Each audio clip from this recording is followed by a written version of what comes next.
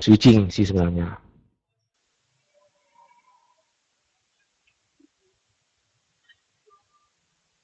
Nah, bentuk jaringan komputer yang paling dasar itu sebenarnya seperti ini. Paling sederhana. Kita punya koneksi internet, ya, dimasukkan ke router, terus dari router ada kabel lagi, disambungkan ke switch, dan switch lah yang menyebarkan akses internet atau traffic internet itu ke klien, tentu dengan pengawasan si router. Nah, sebenarnya training kita hari ini ya dan besok itu sebenarnya bagaimana melakukan konfigurasi terhadap si router. Ada mungkin blokir-blokirnya, ya, pembagian IP-nya, pembagian bandwidth-nya. Nah, semua itu kita lakukan di router ini. Dan kebetulan router yang kita gunakan hari ini dan besok sesuai judul acara kita, berarti routernya Mikrotik ya. Ini Mikrotik. Tentu ada router-router lain, yang mungkin Cisco, router Linux ya, router Dell, macam-macam lah. Nah, yang perlu kita lihat di sini, kita konsentrasinya di router ya. Router itu punya interface. Kalau di sini kita lihat yang dari internet kita masukkan ke interface pertama. Kalau di Mikrotik itu biasanya disebut Ether 1.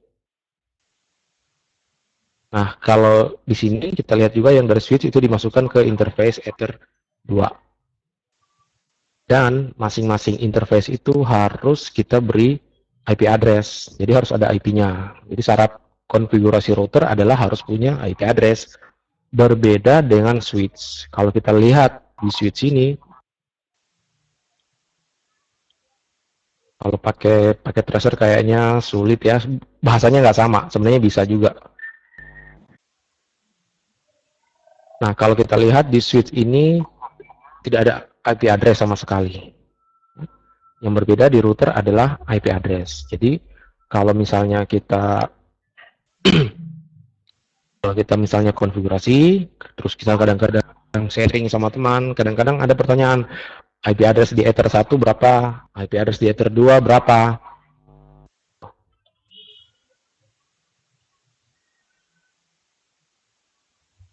Baik, dari topologi ini dulu, ada mungkin yang ingin teman-teman tanyakan. Ini topologi standar ya, paling dasar. Harus ada IP-nya. Silakan kalau ada dulu yang mau ditanyakan di topologi ini sebelum kita lanjut gitu ya. Ini topologi dasar, belum dikembangkan.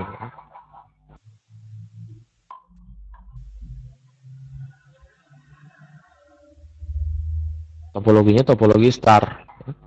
Star ya. Bintang kan? Oke. Sebenarnya topologi ada macam-macam. Kalau kita belajar topologi, sebenarnya ada namanya topologi apa? Nah, kalau topologi apa pertanyaannya? Sebenarnya ada lanjutannya. Topologi fisik apa topologi logika? Karena topologi sebenarnya yang kita tahu kan star, bus, ring, ada namanya extended star. Sebenarnya dibagi dulu.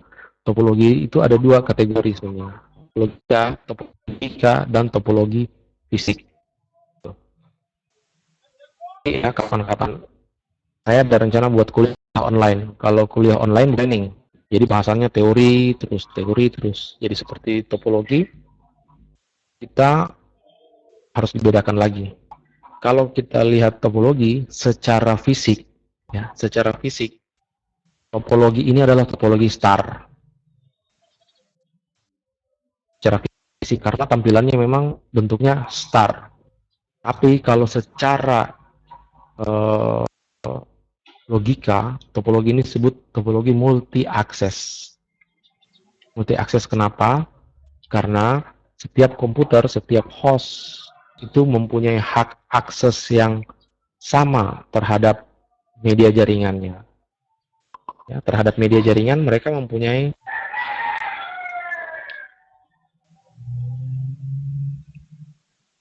mempunyai itu ya, mempunyai hak yang sama terhadap jaringan. Nah, pertanyaannya, pemberian IP, apa ada ketentuan untuk Ether 1 ya, Ether 1 karena ini yang terhubung ke internet melalui ISP, IP ini umumnya kita dapatkan dari ISP. Umumnya kita dapatkan dari ISP. Dibagi gitu. Ini ISP-nya kan bilang mau langganan internet. Oh ya, silahkan. IP address-nya ini ya. Jangan ganti-ganti. Kalau ganti pasti nggak connect. Itu yang di Ether 1. Bagi interface-interface yang mengarah ke internet. Ya, benar IP public ya dari ISP. Tapi kan ada juga ISP yang berikan ke kita bukan IP public, ngasihnya IP privat. Ya, public dalam tanda kutip lah. Ya. Dikasih IP dari ISP, tapi sebenarnya yang dia berikan ke kita itu bukan public, privat. Cuman dia bilang biasanya kan jangan ganti-ganti. Karena walaupun itu misalnya besok-besok IP privat, dia kan pasti punya manajemen di sini. Dia pasti punya manajemen. Nah, untuk yang Ether belakang, ini kan sudah masuk LAN ya. Masuk LAN. Ini kan kategorinya, kalau kita belajar IP address, kategori private. Ini bebas, sembarang. Sesuka hati. Tapi kan ada aturannya. Ya, ada aturannya. Ada aturan ya, buat yang di belakang itu, IP-nya punya aturan. Itu kan kalau bukan, bentar ya. Kalau yang di belakang, bentuknya harus seperti ini.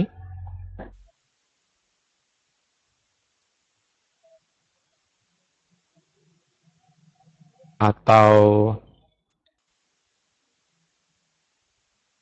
di 2, 16, sekian-sekian.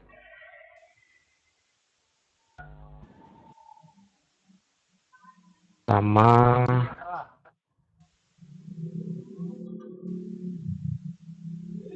nah, kalau yang di Ether 2, IP-nya ngikut aturan ini. Aturan yang ini ya.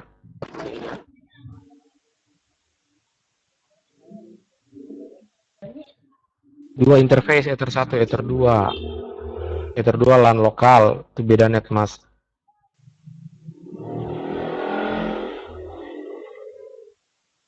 Kadang bisa, kadang tidak ya. Ada kondisinya bisa. Karena harus dilihat mana netmasknya yang besar. Baik, kita lanjut lagi. Yang selalu bermasalah dan selalu membingungkan kita adalah sebenarnya di bagian sini. Ya kan, karena kadang-kadang ini beda dari satu jaringan ke jaringan lain. Ada yang menggunakan modem GSM, ada yang menggunakan akses WiFi, ya, ada yang langsung kabel optik, ada yang pakai modem ADSL, ya, macam-macam. Nah, selalu yang membingungkan kita di bagian sini. Kalau di belakang hampir semua yang masang-masang jaringan tahu, colokin di switch, colokin ke router, udah selesai.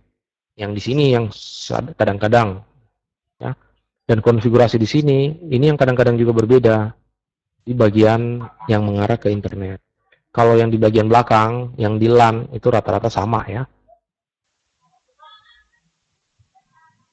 Nah, untuk beberapa media seperti fiber optik ya, koneksi internet itu ada beberapa media, misalnya ada yang langsung tarik kabel optik, ya bisa saja seperti ini. Umumnya untuk jaringan-jaringan skala besar ya, corporate. Ada yang personal user ya, seperti RT RWNet ya, wireless internet service provider, mancar pakai wifi, angkap di sini. Ada yang pakai jaringan telepon ya, Speedy atau IndiHome sekarang contohnya. Yang saya kenal ya di kota saya gitu, yang adanya cuma itu. Mungkin di kota-kota besar lainnya jenis koneksinya bermacam-macam.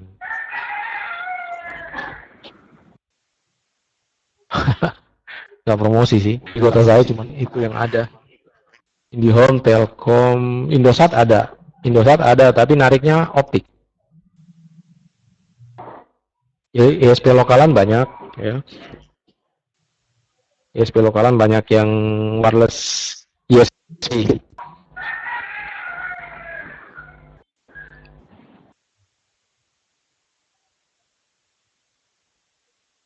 Nah, kalau yang koneksi fiber, baiknya kita pakai router yang sudah ada interface wirelessnya ya, SFP biasanya. Kalau di router kita lihat ada colokan SFP, itu bisanya langsung untuk yang fiber. Nah, kalau yang menggunakan jaringan telepon, biasanya ada modem. Modem dipasang, nyambung ke router, terus mungkin dibagi-bagi ya. Nah, itu di sisi ISP-nya juga, itu ada juga modemnya. Nah, yang kadang membingungkan kita, di modem itu, kalau kita lihat ya, IP itu, modem itu sebenarnya bukan masuk perangkat yang harus dikonfigurasikan IP address gitu ya.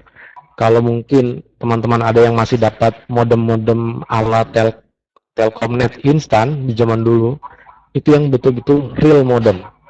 Nah, kalau real modem, ya kita lihat ya contohnya ini ya, real modem, IP address itu di sini. IP address itu ada di sini. Modem tidak pernah punya IP address.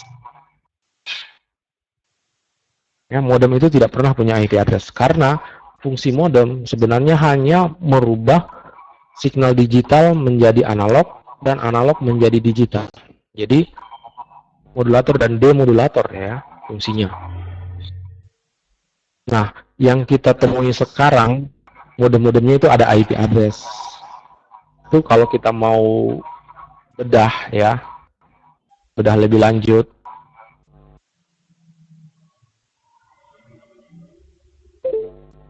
di dalam modem itu sebenarnya ada router. Jadi di dalam modemnya kita sebenarnya ada router. Sebenarnya modem plus router. Makanya beberapa vendor itu menuliskannya ADSL modem plus router. Nah, kalau ada router, IP address dari ISP itu biasanya kena di sini. Jadi kalau ada modem, ada router di dalam modem kita, ya, ada router, IP address kita itu yang dari ISP itu kenanya di situ, ya, kenanya di sini. Berarti di sini ada IP address juga, kan router ya.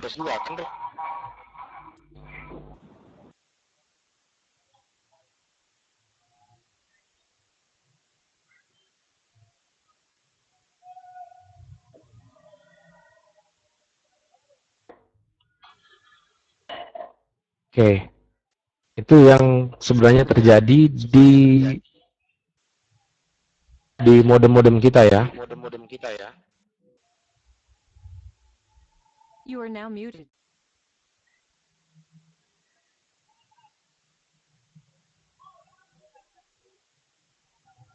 Jadi sebenarnya ada router. Nah, terus kadang-kadang kan ada kata teman-teman bilang modemnya di bridge. Nah, pada saat kita melakukan modem itu di bridge, berarti router ini kita hapus sebenarnya, kita hilangkan router itu.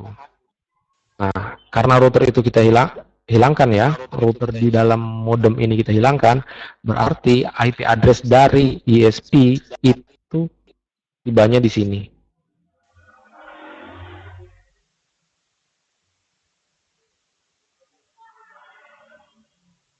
Itu tibanya di sini ya. Jadi kalau modemnya kita bridge ya, di bridge. Jadi kalau modemnya di bridge,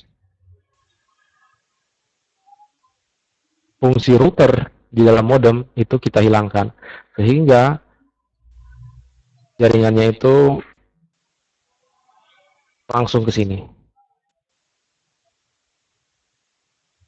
Iya nih, ada ayam tetangga nyasar di depan rumah.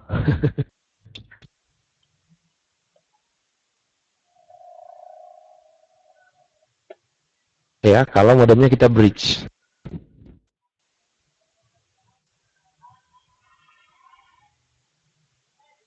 Baik.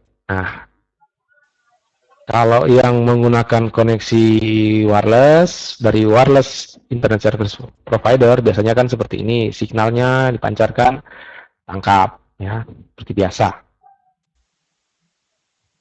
Nah, topologi awal tadi kalau kita mau kembangkan bisa jadi seperti ini.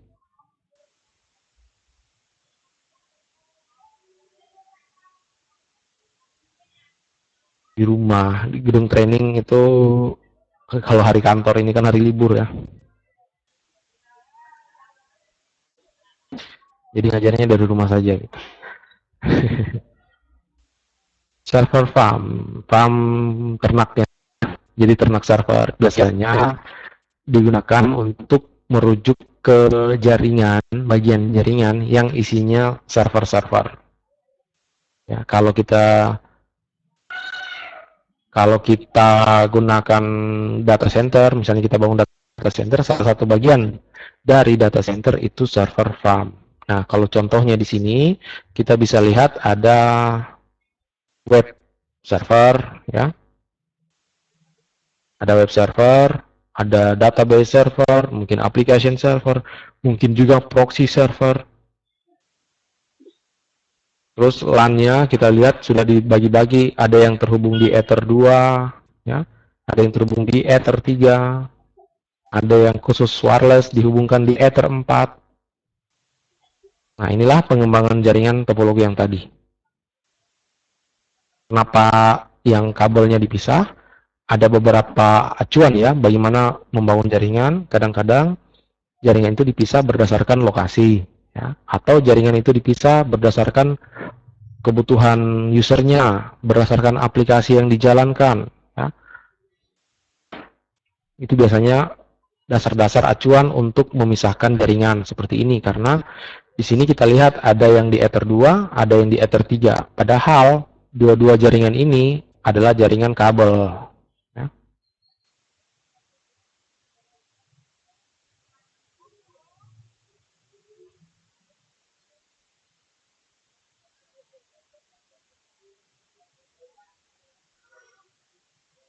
Dari sini ada yang mau ditanyakan dulu?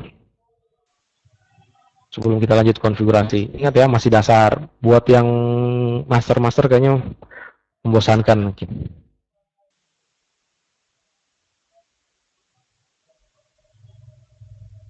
Nah, pertanyaannya, kalau jaringan seperti itu tidak memberatkan, ya benar, memang harus melalui router. Kenapa harus melalui router?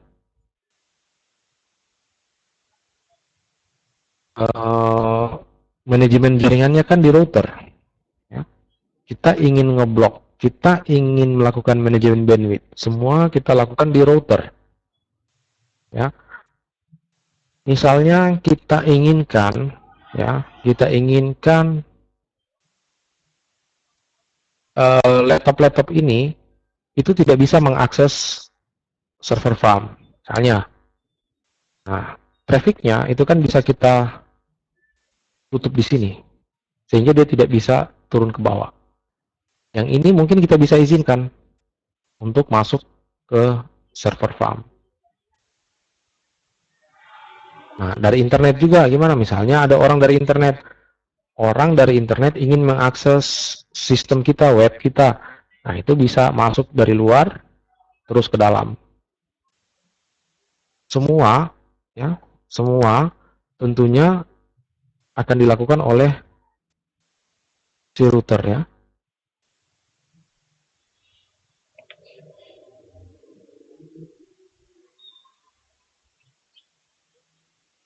Karena router yang punya kemampuan manajemen bandwidth ya. Router punya kemampuan melakukan kontrol akses dengan firewall tentunya ya. Router punya kemampuan membelokkan arah data, misalnya arah trafficnya dari internet bisa diteruskan ke dalam, tentu router yang bisa melakukannya. Memang harus naik ke OSI layer 3 karena manajemen jaringan itu erat kaitannya dengan IP address. Nah, IP address adanya di layer 3. Jadi memang harus bermain di layer 3. Ada lagi?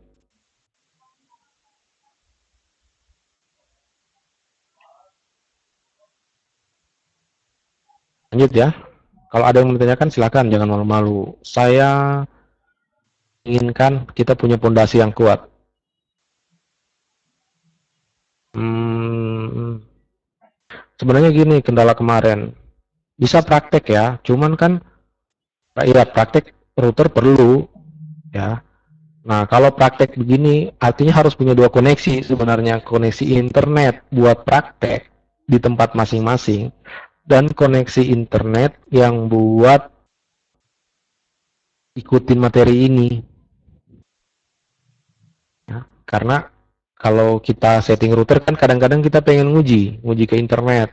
Misalnya latihannya sebentar nguji bagaimana caranya blokir internet.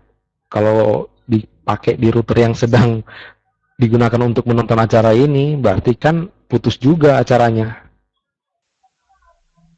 Itu sebenarnya kendala. Ya. Besok-besok saya usahakan lah ya, ada lab online yang bisa digunakan. Ini juga saya rekam ya. Acara ini lagi saya rekam juga. Kalau ada yang mau rekam silakan. Yang nggak rekam, saya juga lagi ngerekam.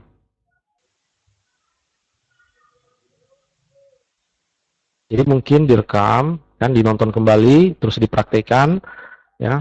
Kalau ada yang nggak jelas mungkin atau mau kembangkan konfigurasinya, kita masih bisa share di Facebook ya. Kita masih bisa share di Facebook. Baik, kita lihat pertama konfigurasi dan yang paling penting sebenarnya melihat interface ya, interface dari router kita tampilannya seperti ini. Menunya kalau kita buka Winbox itu menu adalah menu interface ya. Nah, di sini kelihatannya router ini hanya punya 3 interface, Ether 1, Ether 2, Ether 3. Ini bukan maksud beriklan ya. Ada modem GSM yang dicolokin ke router ini dan ada interface wireless WLAN 1 ya. Nah, kalau router kita tidak punya wireless berarti interface ini tidak ada ya. Mungkin hanya kayak router board 750 itu kan hanya Ether 1, 2, 3, 4, 5 ya. Jadi buat teman-teman yang misalnya pengen bangun jaringan langsung ada hotspot kecilnya gitu ya, hotspot kecil-kecilan. Itu kita pakai wireless LAN gitu. Nah, saya di sini saya share desktop saya ya.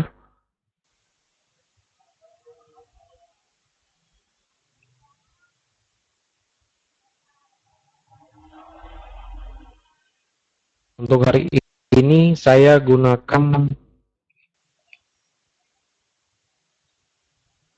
RB751U 2HND. Bisa kelihatan ya, interface-nya kayak gini.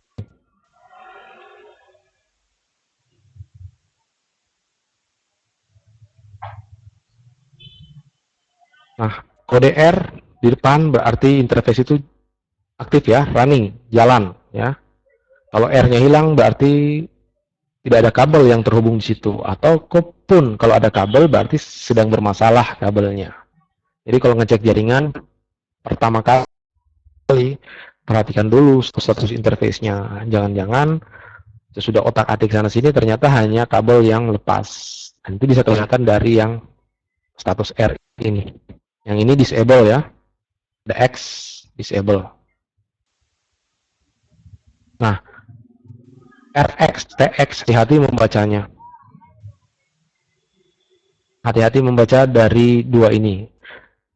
Kalau Ether 1 yang mengarah ke internet, ya, kalau kita ambil Ether 1 yang mengarah ke internet, ini Ether 1 ke internet, berarti download kita itu ada di RX. Inilah download kita. Sorry, saya hapus ya. Inilah download kita. Asumsi ini yang mengarah ke internet. Inilah download kita. Upload kita, kirim. TX ya, transmit. Balik ya. Oke. Ini downloadnya, ini uploadnya, dengan asumsi Ether 1 yang ke internet. Nah, bagaimana yang Ether 2? Jika Ether 2 yang ke LAN, ini ya, yang Ether 2 yang ke LAN,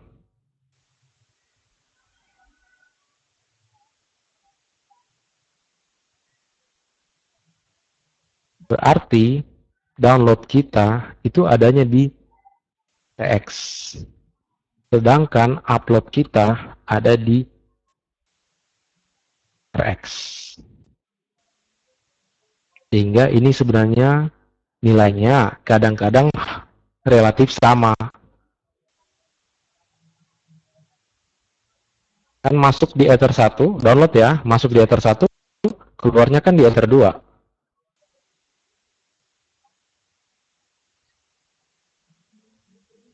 Ketutup Winbox disorong sendiri ya, digeser sendiri, bisa digeser-geser kok Winboxnya. Winboxnya bisa dipinggirkan sendiri. Jadi teman-teman bisa ngatur sendiri tampilannya ya, nggak harus sama tampilannya. Kadang mau lihat Winbox, mau lihat PowerPoint juga bisa.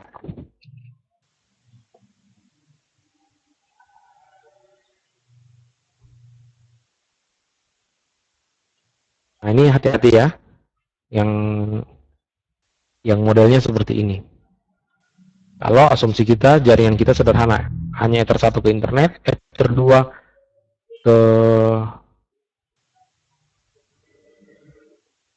2 ke lokal, RS, slave ya, S itu slave, router, gimana ya gambarnya, router itu kan interface-nya berdiri sendiri ya. Kalau bisa lihat di Winbox ya, di Winbox saya coba perhatikan, di situ ada Ether 1, Ether 2, Ether 3, Ether 4, Ether 5 ya. Simbol R running, artinya jalan, kabel tercolok ya. Secara hardware ya, secara hardware itu oke kalau R-nya ada. Jadi kalau R-nya ada, nggak usah diotak-atik kabelnya atau konektornya. Itu sudah troubleshoot bahwa kalau R-nya jalan, itu artinya running, jalan. Secara hardware itu sudah oke gitu ya. Nah, kita lihat yang ini, gambar yang ini ya. Ini router ya, sifatnya router seperti ini. Ether 2 itu IP-nya kan 192.168.1.1 ya. Ini. Di Ether 3 IP-nya beda kan, 192.168.2. Nah, ini berarti dua jaringan yang berbeda IP address. Berbeda IP address gitu ya. Nah, tiba-tiba kita pengen LAN akses 2 ini jadi satu jaringan saja sama yang ini. Jadi nggak perlu pakai IP ini. Maunya jaringan di bawah ini IP-nya sama. Ya. Maunya IP-nya sama di sini. Maunya juga 192.168.1 sekian-sekian. Itu jaringan ya. Nah, kadang-kadang kabelnya kita cabut nih. Kalau mau, ini kita putus. Sorry ya. Ini kita putus. Colokin ke atas.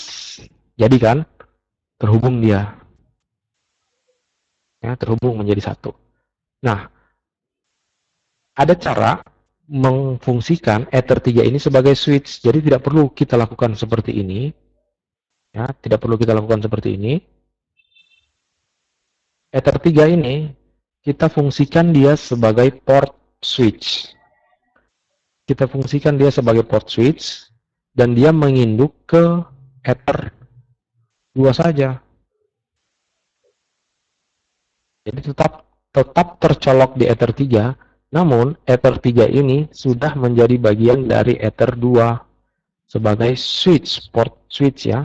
Nah, kalau kita lihat di konfigurasi, mungkin teman-teman bisa buka, lihat yang window Winbox ya. Saya buka Ether 3 ya. itu mindahkannya, ini master port.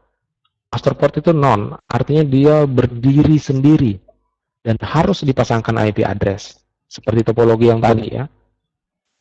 Tapi kalau kita pindahkan dia ke Ether 2, dia menjadi slave, dan Ether 3 ini sebenarnya sudah menjadi port switch yang menginduk ke Ether 2. Menginduk ke Ether 2. Ether 4 juga bisa. Kita fungsikan dia sebagai switch saja gitu. Ya, Ether 2. Nah, kalau itu misalnya berarti Ether 4 ini menginduk lagi ke Ether 2. Nah, Ether 4 nggak perlu pakai IP address ya.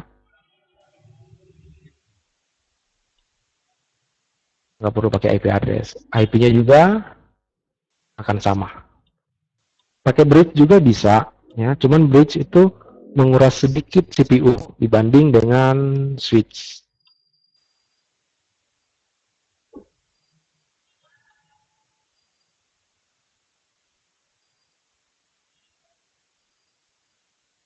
Ya, benar.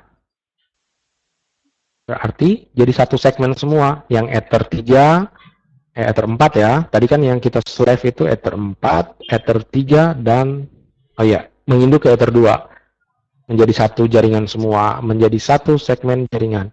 Berarti dalam kondisi ini, laptop-laptop ini juga menjadi 192, 168, 1, sekian kan.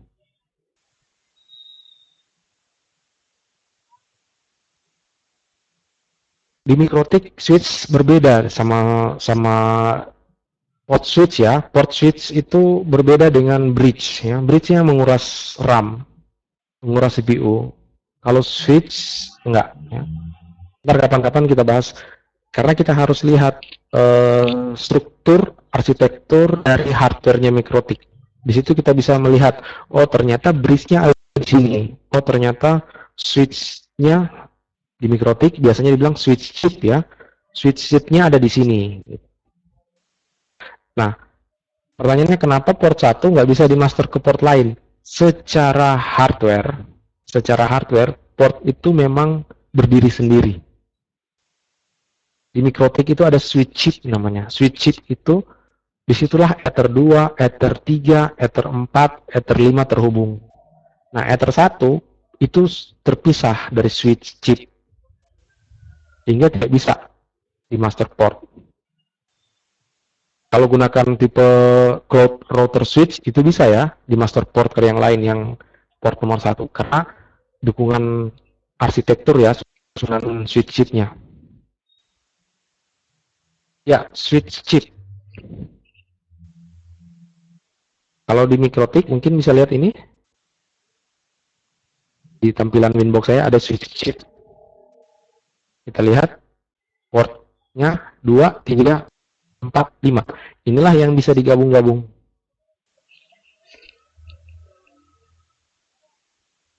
Bisa dilihat di Winbox ya. Menunya switch. Switch ini ada satu. Switch chip beda ya sama switch access. Switch chip ini setahu saya hanya dikenal di Mikrotik. Teknologinya Mikrotik gitu.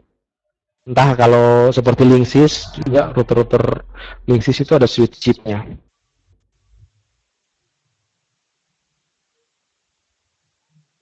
Inbox-nya minimize, secara tampilkan lagi gimana?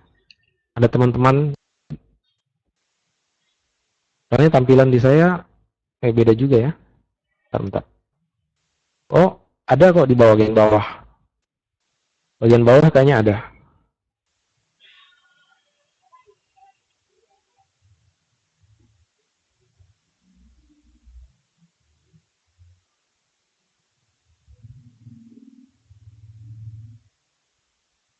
Nah, berikutnya kita lihat menu resource ya, memantau resource router itu penting juga. Sistem resource ya, melihat clock CPU kita berapa, jumlah CPU kita, prosesor kita berapa, ya, memori, uptime yang bisa kita dapat di sistem resource.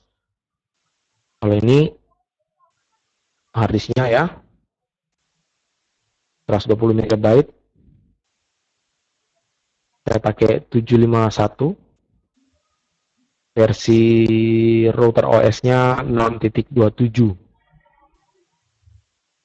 Ini dasar ya, lihat resource. Terus lisensi. Bad block itu menandakan ada itu ya, ada bad block di harddisk kita. NAND ya, di chip yang menjadi harddisk kita itu ada bad block.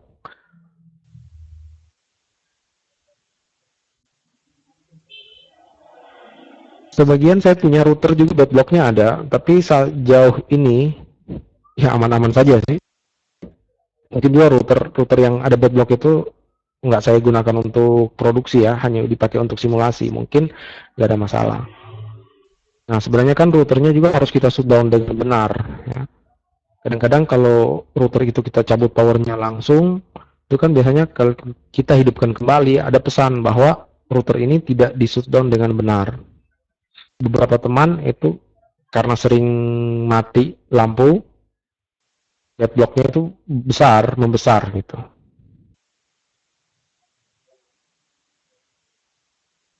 Cara shutdown, sistem shutdown. Ya.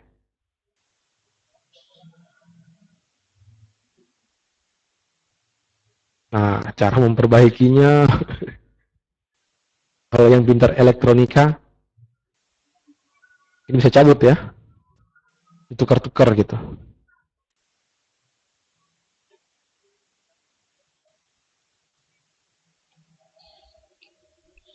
Di Windows untuk shutdown, sistem shutdown sebenarnya.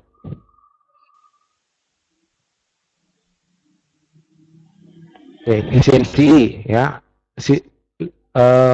Router OS itu tidak gratis ya, ada lisensinya. Nah, ada harga lisensi. Kalau kita lihat hanya lisensi itu yang satu sama yang lain, kita ambil satu saja ya. Ambil satu apa namanya? Satu item. Melihat contoh yang level 1, level 2 ya. Level 6 ya. Level 6 itu hotspot usernya unlimited ya. Ada yang 500 orang, ada yang unlimited, itu berbeda. Jadi router MikroTik itu sebenarnya tidak gratis. Kalaupun kita dapat di internet terus yang jalan, itu harusnya hanya 24 jam trial version ya. 24 jam. Kalau dapat install sistem router OS ini lebih dari 24 jam dan tidak mati-mati, tidak deaktif, artinya mungkin bajakan. Nah, kalau kita beli router board kan sebenarnya kita sudah beli lisensinya juga. Dan lisensi itu melekat di chipnya tadi, di harddisknya tadi.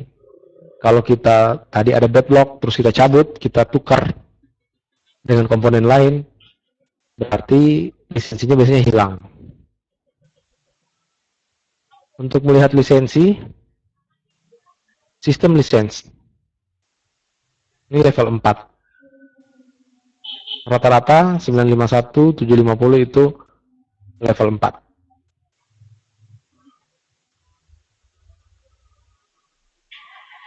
Kalau yang di-download free itu kan 24 jam masa aktifnya. Setelah 24 jam, dia mengunci dirinya dan tidak bisa digunakan lagi, install lagi. Nah, kalau kita mungkin besok-besok melakukan reinstall, router ini kan bisa di-reinstall ya, bisa diinstal kembali sistem operasinya. Nah, kalau install kembali, hati-hati jangan sampai menghapus lisensi yang ada di dalam router. Jadi biasanya ada satu file ya, ada satu file yang sebenarnya adalah file lisensi yang disimpan di harddisknya tadi.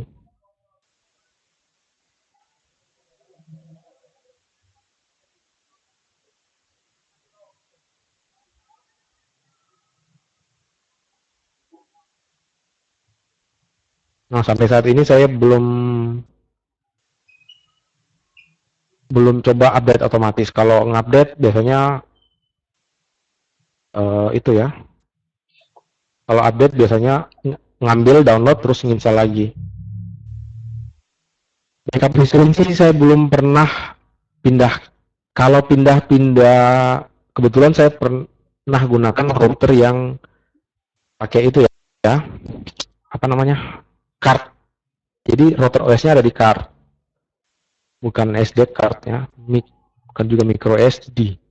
Ya lupa ada card. Kayak router microbit ya, microbit itu kan pakai hard disk, bisa dicabut-cabut gitu ya. Nah itu saya pindah-pindahkan ke mesin lain, ya kayak DOM, nggak masalah. Lisensinya pindah ke router nggak masalah. DOM ya, kita lisensinya kan melekat di DOM. DOM itu kita pindah-pindah perangkat, pindah-pindah router, nggak masalah. Kemarin saya bukan pakai DOM, pakai saya lupa kartu itu jenisnya apa gitu. Tapi dia bisa dipindah-pindah. Saya pindah-pindahin bisa. Terus satu unit teman saya nginstal, dia format ya, dia format harddisk itu dan habislah lisensinya. Nggak tahu dia ngedelete gimana, ternyata dia ngedelete lisensinya. Nah, lisensinya hilang gitu.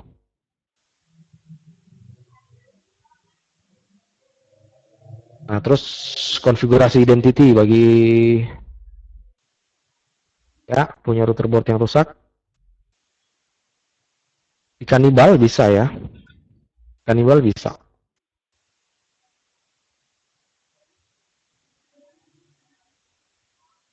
Nah, kalau ke komputer, di router board kan chipnya beda, nggak bisa masuk di komputer. Tapi belum coba bagaimana narik file lisensinya. Kalau menurut Mikrotik kan, lisensi itu melekat di harddisknya.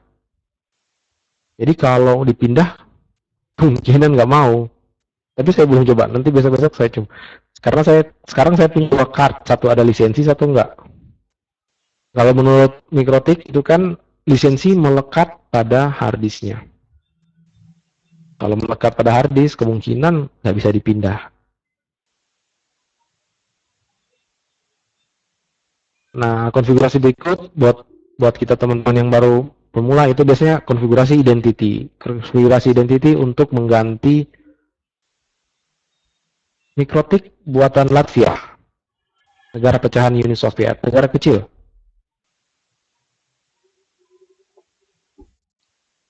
Nah, Mikrotik kalau mau dilihat sejarahnya ya, Mikrotik itu sebenarnya bukan barang yang dibangun dari awal ya. Mikrotik itu sebenarnya adalah Linux. Jadi kalau teman-teman yang mahir Linux, pastilah mahir Mikrotik. Mikrotik itu sebenarnya Linux. Linux ya, sistem operasi Linux yang dimodifikasi dan diberikan interface Winbox sehingga mudah kita gunakan.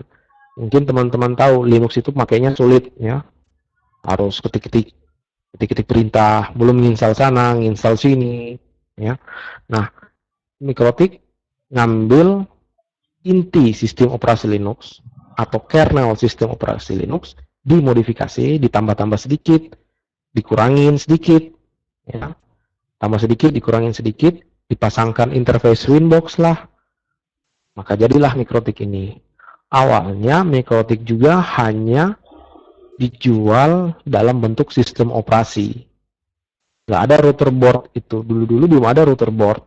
Ya, awal-awalnya. Akhirnya muncul kan istilah DOM ya, disk on module. Mikrotiknya dijual dalam bentuk hard disk kecil. Nah, seiring perkembangan dibuatlah router board. Buatlah hardware-nya.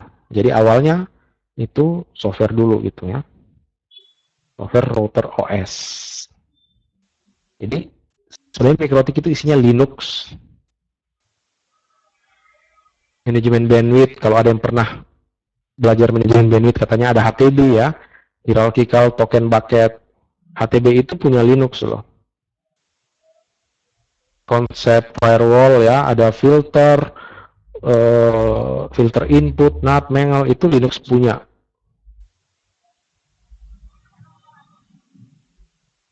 Iya, logikanya bisa pindah, tapi nggak tahu ya, kalau Soalnya ada teman saya programmer. Teman saya itu programmer gini, dia bikin software. Kalau sudah software itu diinstal di harddisk itu, dia nggak bisa dipindah lagi. Kalau dipindah softwarenya mati katanya. Saya sempat nanya, Pak itu teknik apa sih yang digunakan? Oh tekniknya software itu ngedetek nomor seri harddisk. Kapan dia diinstal di harddisk yang berbeda nomor serinya, dia nggak jalan lagi.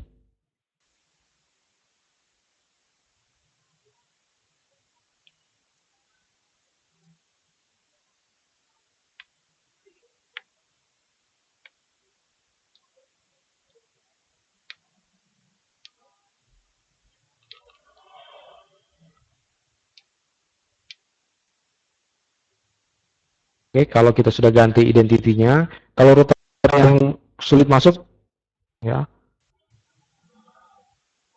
lama loading biasanya nginstal lagi, install baru. Saya pernah dapat kasusnya seperti itu, saya install baru, itu mulus lagi. Oke, sistem identity berpengaruh di bar mikrotik kita. Terus kalau ada konfigurasi IP address, ya modelnya jaringan seperti ini.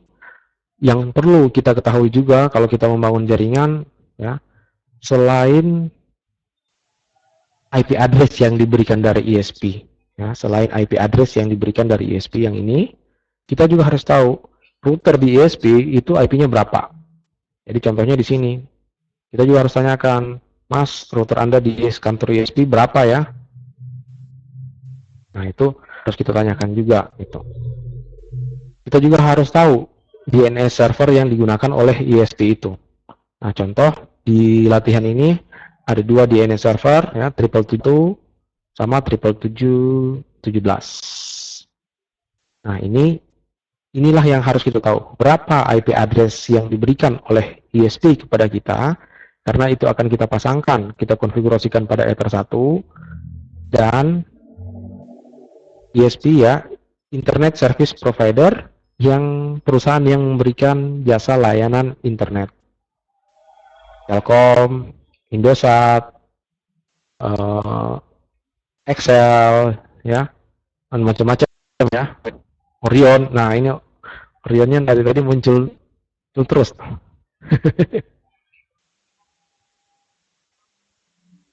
Gak apa-apa, promosi. Oke, macam-macam gitu ya. Itu ISP, Internet Service Provider.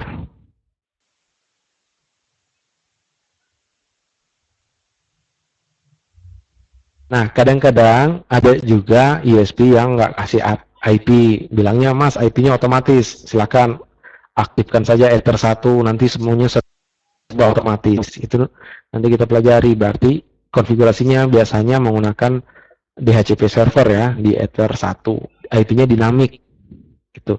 Contoh-contoh IP yang dinamik itu misalnya kalau kita gunakan misalnya smartphone itu kan connect ke internet nggak perlu nanya-nanya IP ya, aktifkan paket data udah connect. Padahal sebenarnya handphone kita itu menerima IP address dari ISP, mungkin dari Telkomsel, mungkin dari Indosat lah, dari Excel ya. Nah itu cara connect ke internet, namun IP address-nya otomatis diberikan oleh ISP ya, Internet Service Provider. Namun untuk jaringan yang menengah ke atas, umumnya IP address yang akan dikonfigurasikan di Ether 1 akan diberikan oleh ISP. Jadi ISP-nya biasanya bilang, Mas IP-nya ini ya, pasang di Ether 1 yang mengarah ke kantor kami. Nah, kita yang masuk router juga harus tahu, Mas, gateway saya berapa? Mas punya router di ISP, di kantor ISP itu berapa? Nah, contohnya ini. Di ISP itu punya router juga ya. ISP punya router juga. Di ISP, routernya IP-nya 10.111.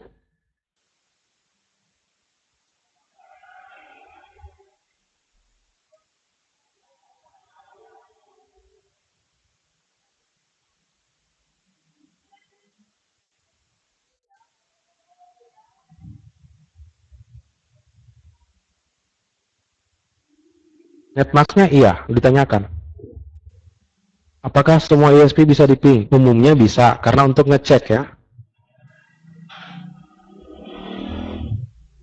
Karena untuk cek. Umumnya bisa di ping, karena bagaimanapun kadang-kadang kita ngecek ISP-nya. Hampir saat ini, kecuali ISP-nya pelit banget dengan pengujian, kadang-kadang nggak mau bisa di ping. Tapi selama ini pengalaman saya semuanya bisa di ping. Netmax-nya ditanyakan juga, karena kita masang IP di Ether 1 itu kan harus masang netmask-nya juga, gitu ya. Jadi harus tanyakan netmask-nya seperti apa.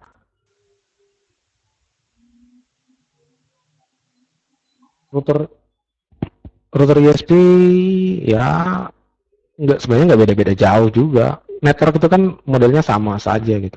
Mungkin interface-nya banyak, gitu ya. Hardware-nya besar.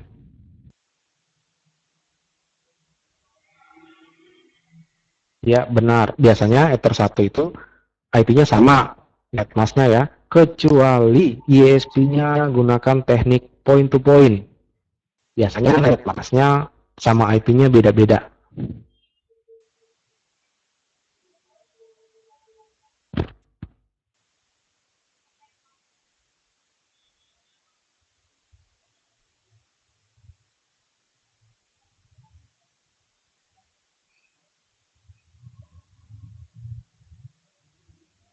Nah, untuk JSM IP-nya biasanya otomatis. Modem GSM itu IP-nya akan otomatis diberikan oleh ISP. Nah, subnetnya yang berbeda kalau misalnya kapan-kapan kita dapat koneksi point to point dari ISP. Nah, kita lihat ya. Jadi konfigurasi awal kita harus pasang IP address di Ether 1 dan IP address di Ether 2. Ya. Oke, kita sudah tahu IP di ISP, kita pun sudah mengetahui IP yang menjadi DNS server. Nanti saya akan jelaskan fungsinya DNS server itu apa. Nah, kalau langkah pertama kita mau masang IP address itu menunya kan IP address dan kita pasangkan seperti ini. Contoh, ini dia pasang 192.168.11/24, pasangnya di Ether 2. Dia akan lakukan hal yang sama untuk yang di Ether 1 sehingga hasilnya akan seperti ini.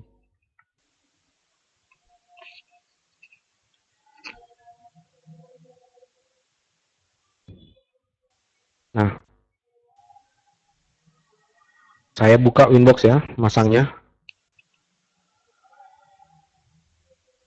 /30/24 itu sebenarnya subnet mas ya. /24 itu sebenarnya subnet, kata lain yang merujuk ke 255.255.255.0 ya. Bulan depan saya akan buat kuliah online. Kita akan kuliah tapi akan mempelajari hal-hal seperti itu. /30-nya seperti apa, /24 seperti apa. Bukan training ya, bukan training, tapi kuliah online. Kalau kuliah online akan kebanyakan berbicara teori. Nah, itu sudah ada yang posting. Ya, gratis. Gratis kok.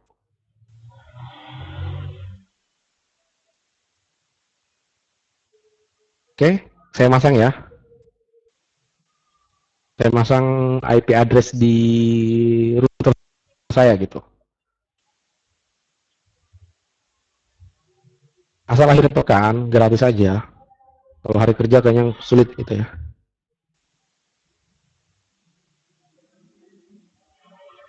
Ini dong, supaya pada pintar-pintar. Oke ya, saya masang IP address di Ether 1 dulu. Menurut gambar tadi, saya balikin lagi ya. Menurut gambar tadi, IP address di Ether 1 saya adalah 80.112/30. Ya, itu yang didapat dari ISP. Saya masang. Terus Saya masang lagi IP di Ether 2. Ya, seperti ini.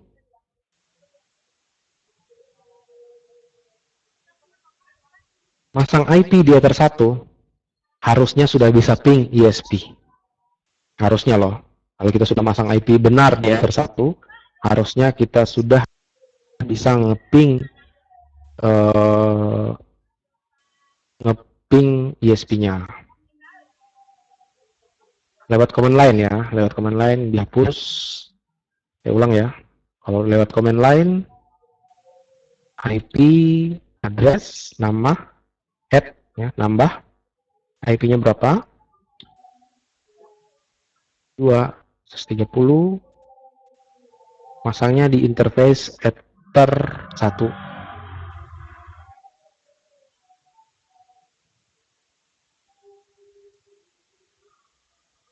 Terus di Ether 2,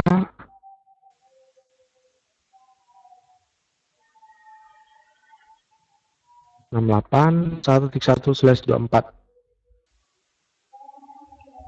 Oke, harusnya masang IP gini aja, itu sudah bisa ping ISP loh. Kalau kita mau troubleshoot, ya, jadi kita kalau masang jaringan harusnya tahu nguji juga. Gitu. Jangan kita masang terus asal main coba-coba gitu, connect nggak. Nah, harusnya masang IP, kalau ini benar, itu harusnya kita bisa ngeping ISP. Typing ISP-nya. 80.111. Nah, harusnya kayak gini.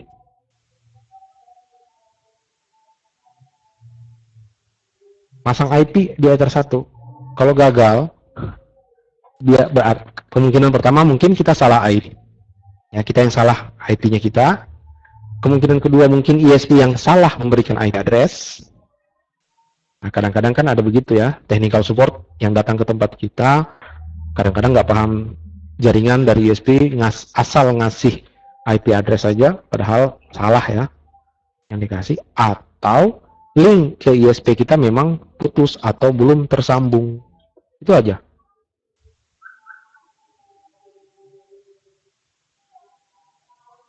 Kalau could not DNS server, ini ping IP ya, jadi bedakan ngeping IP sama ngeping domain nama.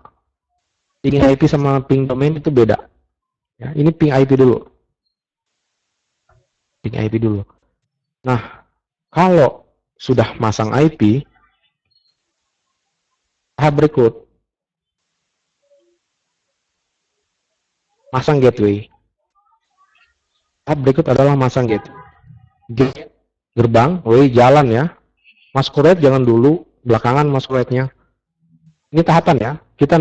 Kita melakukan konfigurasi tahapan supaya bisa mengecek kegagalan ada di mana.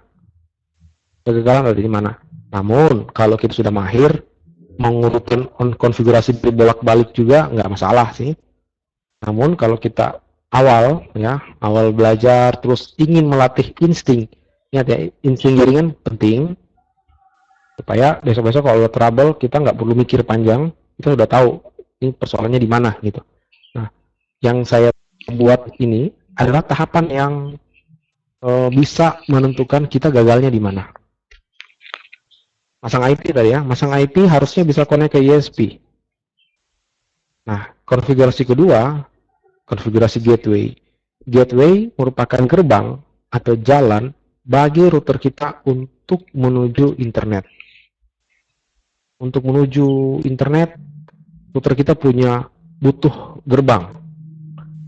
Dan yang menjadi gerbang atau menjadi gateway bagi router kita tentu adalah router ISP.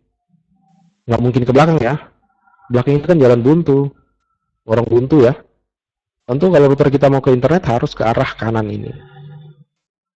Dan yang menjadi gerbang adalah router ISP.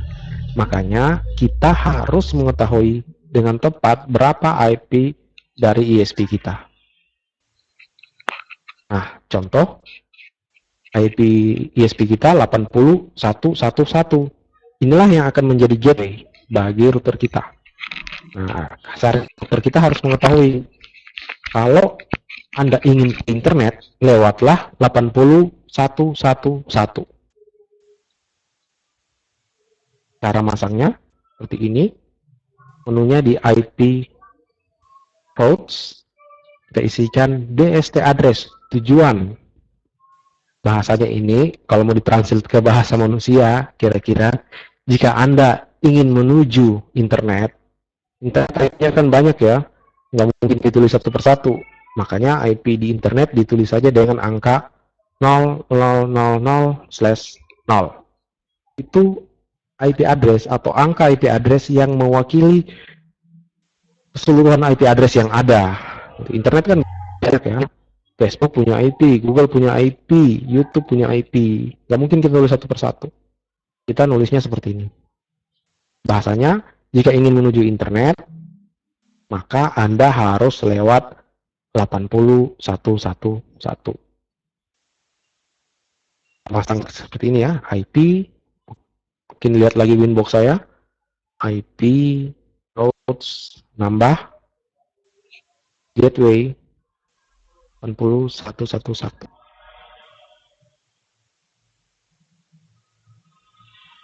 Oke.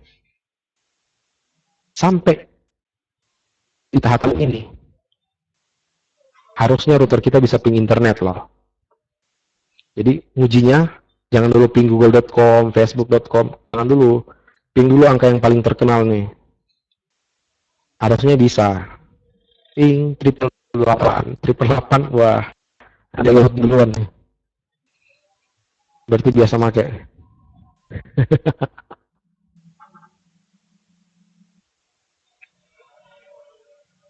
AS, DAC, AS itu aktif statik ya. Statik itu kenapa muncul? Ini tabel routing, ya. Ini sebenarnya tabel routing. Tabel routing. Ini muncul S karena saya menambahkannya secara manual, statik. Nanti kalau kapan-kapan kita belajar teknik routing, saya akan jelaskan satu persatu yang ini. DAC, D itu dinamik, A itu aktif, artinya IP itu jalan aktif. Kalau kabel tercabut, A-nya akan hilang. C itu menandakan connected. Connected itu artinya network address ini memang terhubung langsung ke router tersebut.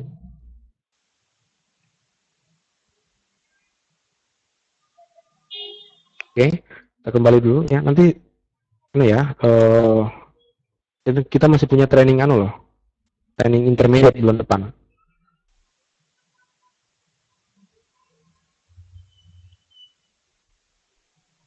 Nah, kalau routingnya sudah otomatis, berarti Ether satunya itu dapat IP otomatis. Dapat IP-nya otomatis. Otomatis diberikan oleh ISP. Ini kita dapatnya sendiri ya, kita isi sendiri. Kalau ini tiba-tiba muncul, perhatikan adakah tanda D di depan AS ini. Kalau dia ada tanda D, ya, itu berarti entry, itu namanya entry routing ya. Entry routing ini berarti dinamis, diberikan langsung oleh ISP. Kalau ke modem GSM seperti itu modelnya. Oke, dari sini kita bisa lihat ya, masang IP di Ether 1, masang gateway harusnya bisa ping 888. Itu aja ya. Kalau kita nggak masang gateway, kita simulasi ya, kita nggak masang gateway. Artinya router ini nggak pernah tahu kalau mau ke internet itu lewat mana. Apa yang jadinya kalau kita minta dia ngeping Google ya, 888. Dia akan berikan pesan no route to host. Artinya dia nggak tahu jalan menuju internet itu. Dia disuruh ke quartet 8 ya. Dia diminta menghubungi 8888. Tapi karena dia nggak punya gateway, dia nggak tahu mau lewat mana. Akhirnya dia ngomong ke kita no route to host. Saya nggak punya jalan untuk menuju 8888 itu.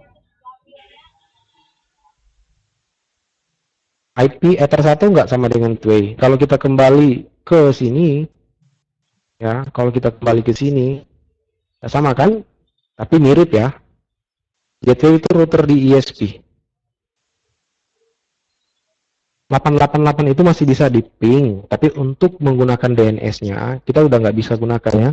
Pemerintah melarang, tapi hanya untuk nguji pingnya, itu masih bisa. masih bisa ngeping ya. Kalau untuk nguji ping itu masih bisa. Kalau menggunakan DNS-nya nggak bisa. IP Ether 1 nggak sama dengan gateway. IP Ether 1 adalah IP yang diberikan oleh ISP kepada kita. Sedangkan gateway adalah IP mereka, IP di router mereka, IP di router ISP. Oke, kalau kita pasangkan gateway, dia akan tahu.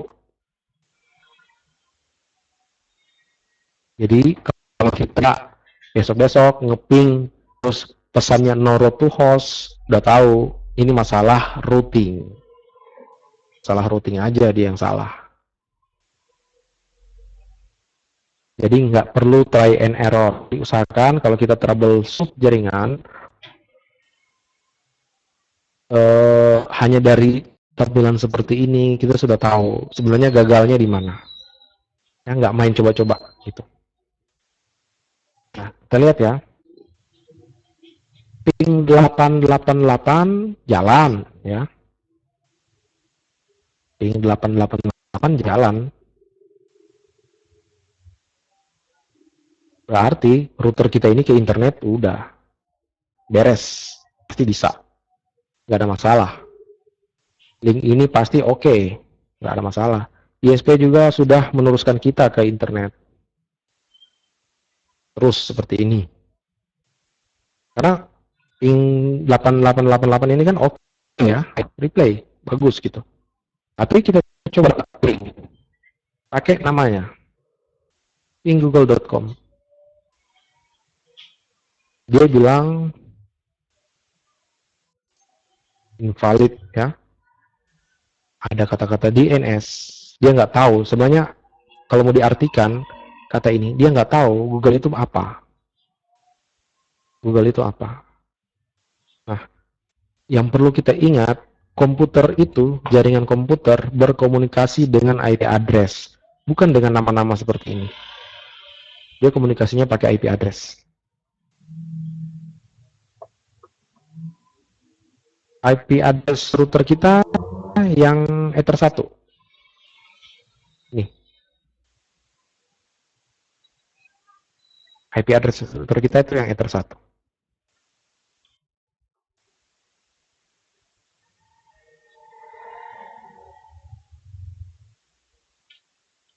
Tracer, perintahnya tool, tracer, tujuan ya. Nah, dengan begini, ya, dengan begini kita tahu router kita bisa ke internet. Jadi kalau diminta ngeping domain nama, dipinta mengeping nama itu belum anu ya, belum connect. Nah, gateway klien kita beda ya. Nah, agar supaya router kita bisa mengetahui IP address, bisa menggunakan domain di internet, bisa mengenal Google, maka router MikroTik kita harus dikonfigurasikan IP address DNS server yang disediakan oleh ISP. Nah, makanya dari awal tadi ini sangat penting juga DNS server ya. DNS server itu penting juga harus kita ketahui. Karena DNS server yang akan bertugas menerjemahkan kalau Google itu IP-nya berapa. Dan router kita akan bertanya ke DNS server. DNS server, saya ini diminta ngeping Google. Kira-kira IP-nya Google berapa? Itulah yang dilakukan router kita. Bertanya ke DNS. Nah, kita masangnya ya. DNS kita tadi ada. Bagaimana konfigurasinya? Ya, seperti ini. Lihat dulu ya di sini. IP DNS kita masang. Tadi katanya dikasihnya 7771. Contoh ya, masing-masing ISP berbeda DNS-nya.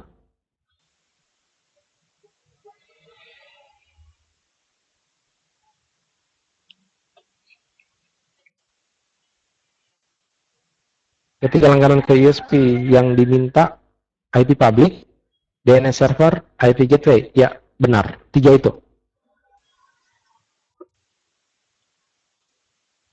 IP routernya diganti belakangnya selain 2.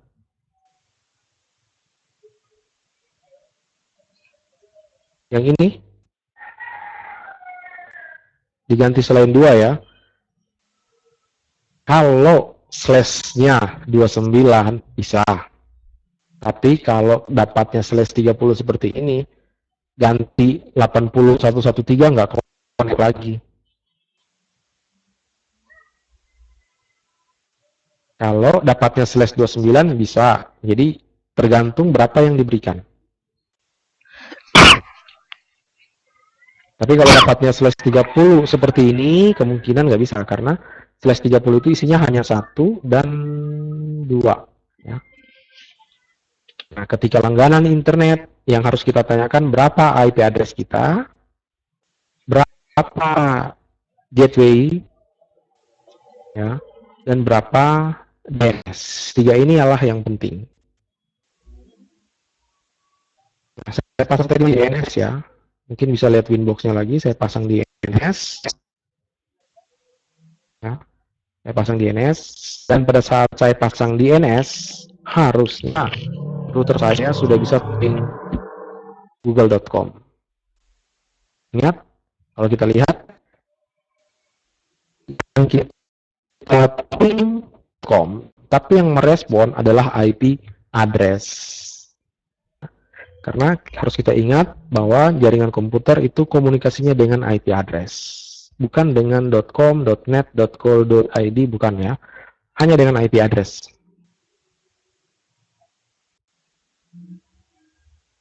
Nah, untuk DNS, bentuknya seperti ini, contohnya ya. Saya adalah DNS server.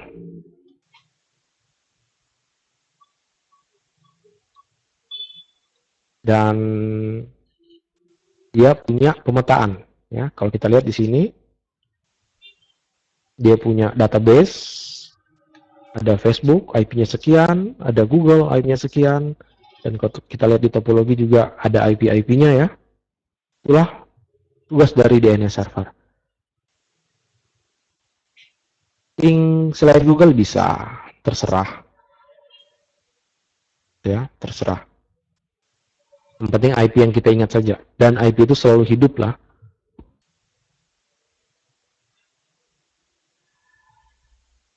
Nah, pada saat ya, sebenarnya pada saat klien kita mengakses sebuah website, sebenarnya komputer kita itu langkah pertama yang dia lakukan adalah menghubungi DNS server. Jadi di sini dia misalnya dia disuruh membuka Facebook ya. Disuruh meminta Facebook. Dia akan bertanya ke sini, berapa IP-nya Facebook gitu ya. Nah, ini akan menjawab, oh Facebook itu IP-nya 31.13791 ya.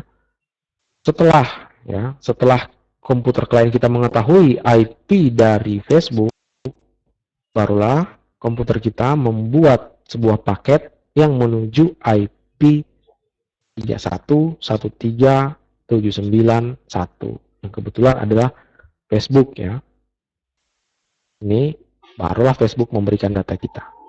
Jadi model komunikasinya sebenarnya adalah bertanya dulu di DNS server sebelum menuju website yang dituju. Sama prinsipnya dengan phone book di handphone kita. Untuk menelpon seseorang, kita pasti menggunakan phone book dulu ya. Bertanya gitu, berapa nomor handphone teman saya ini, yang namanya ini.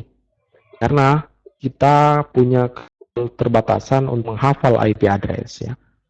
Sebelum tahun 84, DNS itu nggak ada. Jadi pada zaman itu orang kalau mau buka website, ngetik-ngetik IP lah. DNS itu diciptakan di tahun 84. Nah, ini proses kita melakukan internet. Apakah bisa tanpa DNS? Bisa. Yang penting kita hafal IP website yang dituju. Kalau misalnya teman-teman buka 31.13791, yang terbuka juga adalah Facebook. Ya, zaman dulu host di internet kan masih sedikit ya, IP address juga sedikit. Ngetik 114.120.192.26 itu ngetiknya akan terbuka Google juga. Bisa gunakan DNS provider lain, bisa selama provider itu mengizinkan kita untuk menggunakannya. Ada beberapa provider yang nggak mau ya DNS-nya digunakan oleh pelanggan dari provider lain.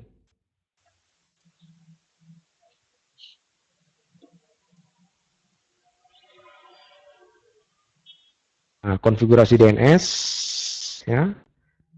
Ini terus ada ini. Ada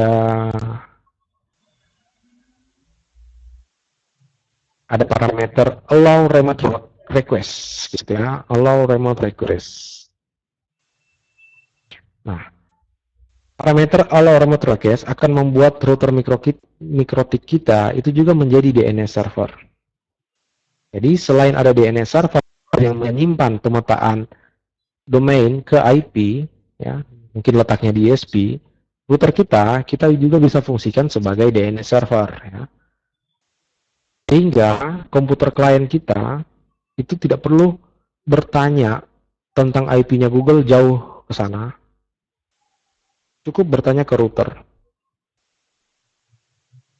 Sebenarnya cukup bertanya ke router, berapa IP-nya Google, dan router yang akan menanyakan ke DNS server di internet. Nah, ini akan menghemat bandwidth manakala ada klien kedua. Tiba-tiba klien kedua juga ingin membuka Google. Jadi dia bertanya ke sini juga.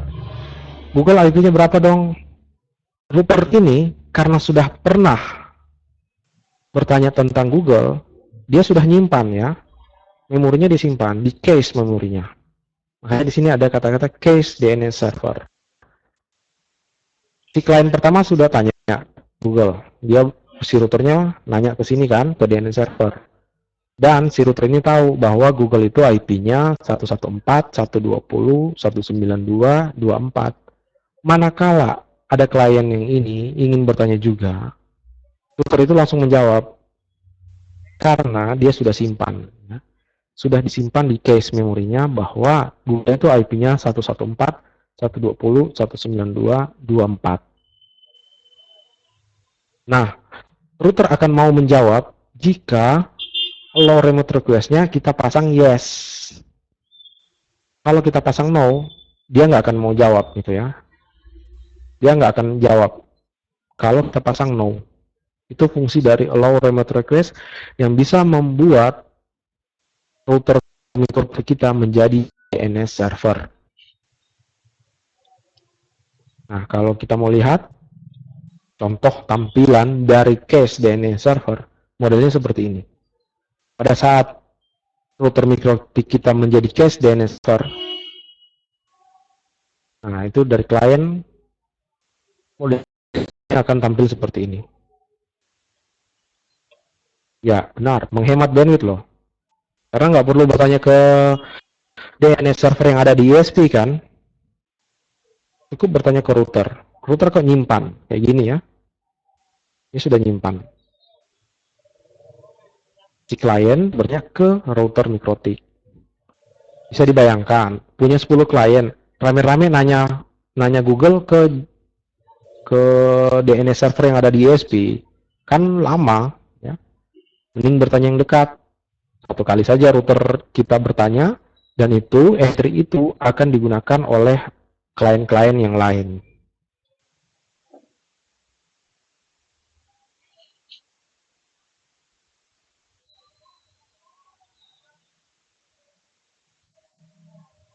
Nah, kalau kita sudah set, ingat ya, yang kita konfigurasi tadi kan IP address, ya. Masquerade belum ya? Ya, benar. Kalau di cache, artinya saat restart, cache-nya hilang. Dan NTDNS juga punya time to live ya. Time to live itu, kita lihat di sini ada angka ya. Kalaupun kita tidak restart router, ya, kalau kita tidak restart router kita kayak gini, entry-entry ini juga akan hilang karena entry DNS itu punya time to live. akan menghapus dirinya sendiri gitu.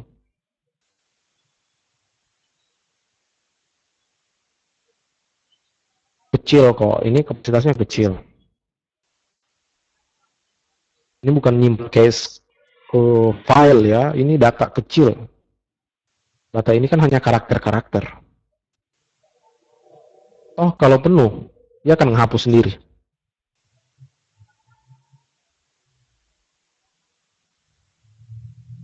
Kalau penuh pun kita mau hapus, di sini ada plus case ya.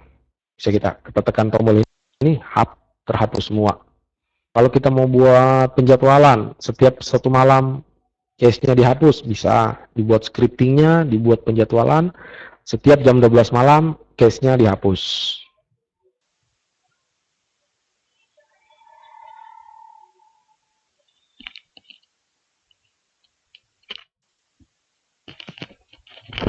Kalau penuh, klien nanya ke DNS server. Dia cukup bertanya ke router. Router yang akan, ya, balik lagi. Klien juga menyimpan cache DNS ya.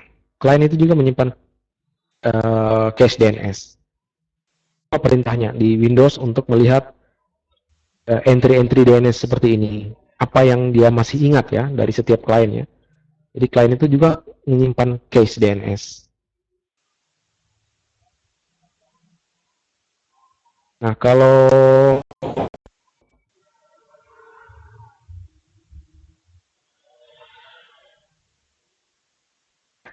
kita sudah mengkonfigurasikan IP address di Ether 1, gateway, ya, mengkonfigurasikan DNS, ya, itu harusnya router kita sudah bisa melakukan ping ke ISP bisa, ke Google juga bisa, atau ke situs-situs lain juga bisa. Itu ya, hanya dengan mengkonfigurasikan IP address di Ether 1, IP address gateway, dan DNS server. DNS primary sama. Kalau primary-nya gagal, router kita akan mencari secondary-nya, cadangannya. Gitu. Kalau misalnya kita bertanya ke routernya, kita bertanya ke primary DNS, dan tiba-tiba primary DNS di ISP itu sedang sibuk. Dia tidak bisa melayani permintaan DNS. Router kita akan mengalihkan ke secondary DNS.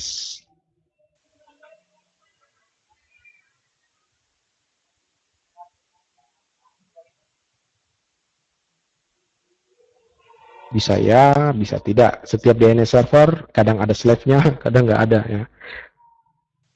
Rekomendasinya adalah memasangkan DNS server. Kalau kita ngeset IP DNS seperti ini di mikrotik kita, itu disarankan malahan 3.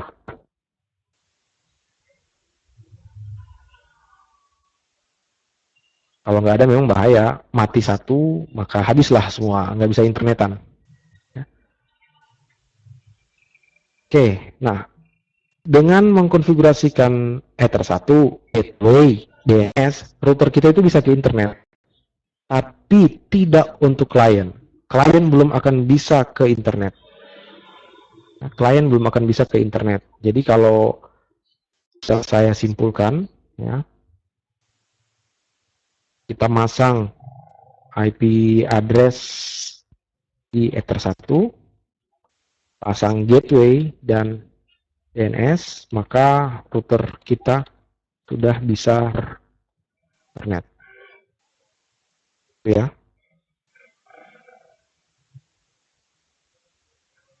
Kalau untuk klien itu belum bisa. Ya. Klien belum akan bisa berinternet kalau hanya kita konfigurasikan tersatu gateway dan DNS. Nah, bagaimana agar klien di belakang ini bisa berinternet? Kita harus konfigurasikan yang namanya Network Address Translation atau NAT. Ya. Kita harus sembunyikan, ya, jaringan yang ini adalah jaringan yang menggunakan IP address privat. Dan IP address privat ini harus kita sembunyikan. Dan kita sembunyikan dengan konfigurasi NAT. Parameter-parameter yang harus kita gunakan adalah chain-nya src NAT, out interface Ether 1. Kenapa Ether 1? Karena traffic internet dari klien akan keluar di Ether 1. Terus ada action masquerade. Nanti sebentar saya jelaskan apa sih yang terjadi kalau kita menggunakan action masquerade. Mask ya, topeng. Nah, kalau ini kita konfigurasikan, maka klien yang ada di belakang ini itu akan bisa berinternet. Ini akan bisa berinternet. Oke, kita lihat konfigurasinya seperti ini. IP, firewall, NAT. Lalu saya buka Winbox saya. IP, menu firewall, bagian NAT kosong ya, defaultnya kosong. Kita tambahkan 1. Terus kita pasangkan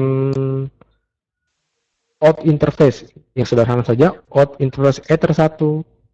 Terus kita pilih actionnya masquerade. Oke. Ini akan membuat klien bisa berinternet.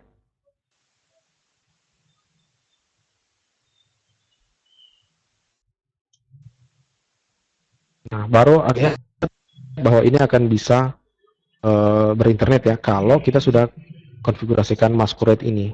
Sayang saya nggak punya host komputer satu lagi buat coba ya. Nah, misalnya nggak bisanya seperti apa?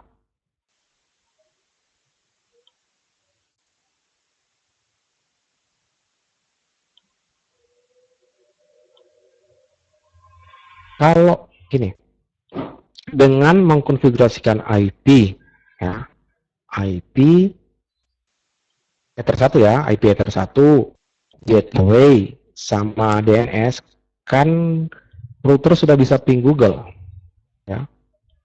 Router sudah bisa ping Google gitu. Tadi konfigurasi kita kan sudah berhasil.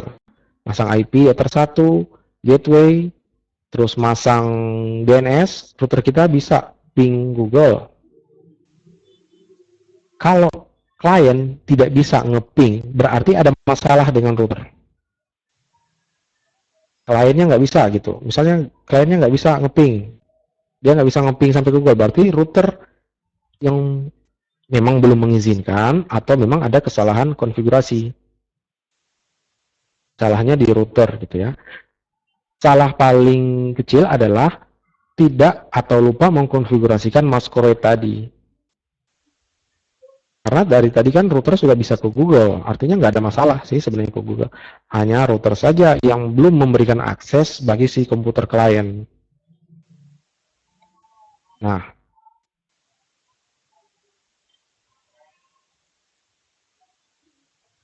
harusnya konfigurasi NAT kosong ya. Sudah reset kecuali habis ngereset tidak menghapus default configuration. Ada default configuration. Router MikroTik itu punya konfigurasi bawaan.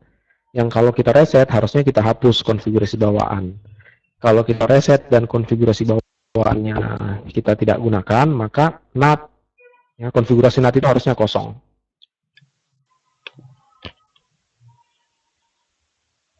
Nah, kalau masquerade sudah dilakukan, klien akan bisa connect gitu. Ya, ingat, Ether 2 juga harus kita pasang ya. Tadi kan ada konfigurasi Ether 2 ya. Ini Ether 2 juga harus kita pasang.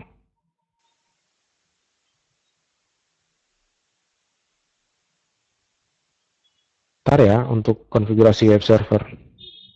Nah, kalau sudah kita gunakan masquerade, kita konfigurasikan masquerade, ya harusnya ya kita bisa ping Google seperti ini ya. Tampilannya kalau kita ping dari klien harusnya bisa replay ke Google.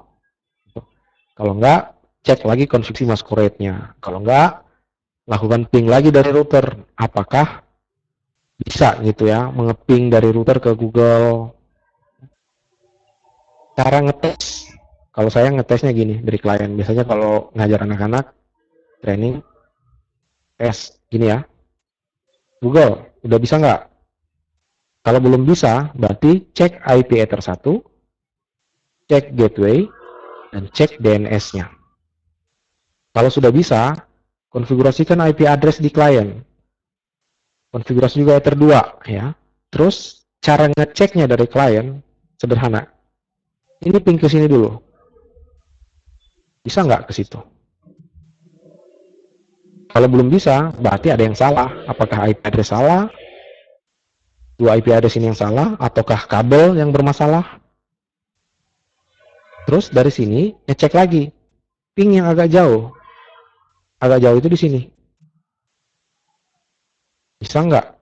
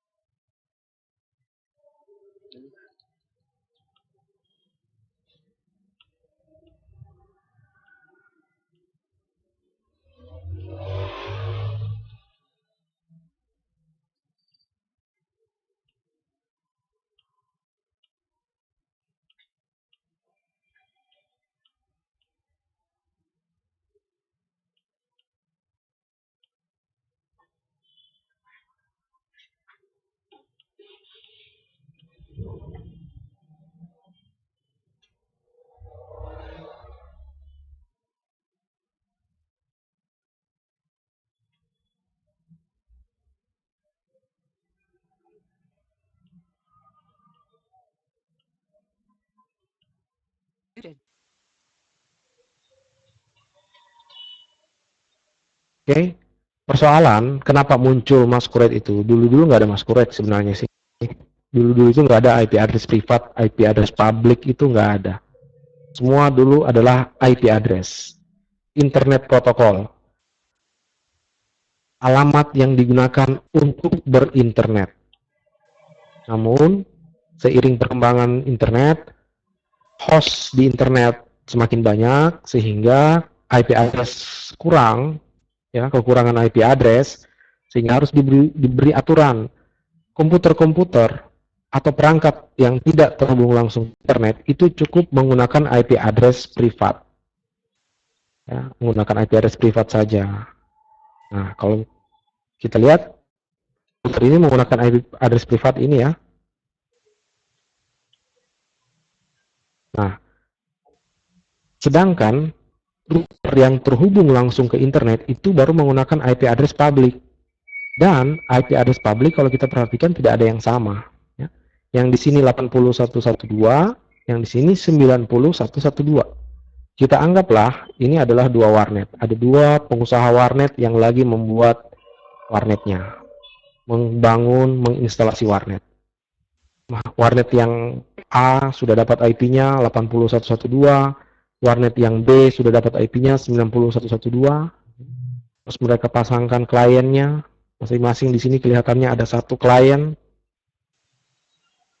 dan bencana mulai dari sini.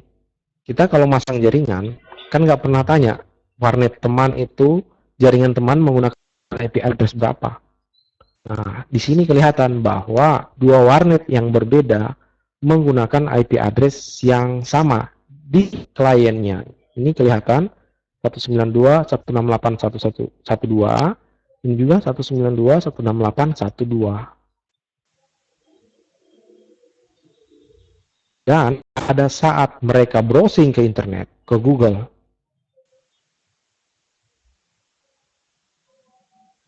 ini browsing juga,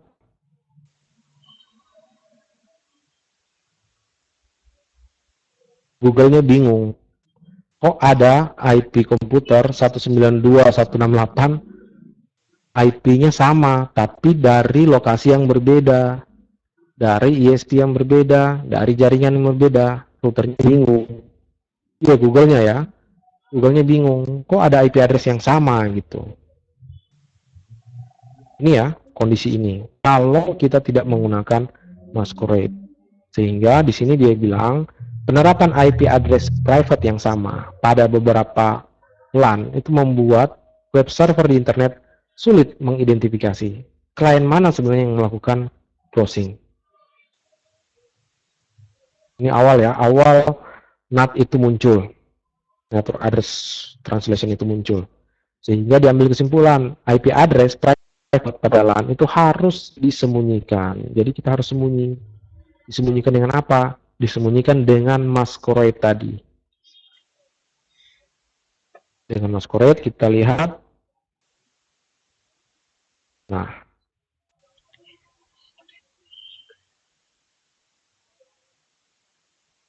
ini ya, masquerade. Masquerade bertopeng. Jadi pada saat kita aktifkan masquerade, masquerade kan kita aktifkan di Ether 1 ya. Karena pilihan tadi konfigurasinya kan out interface Ether 1. Nah, Ether 1 yang ini.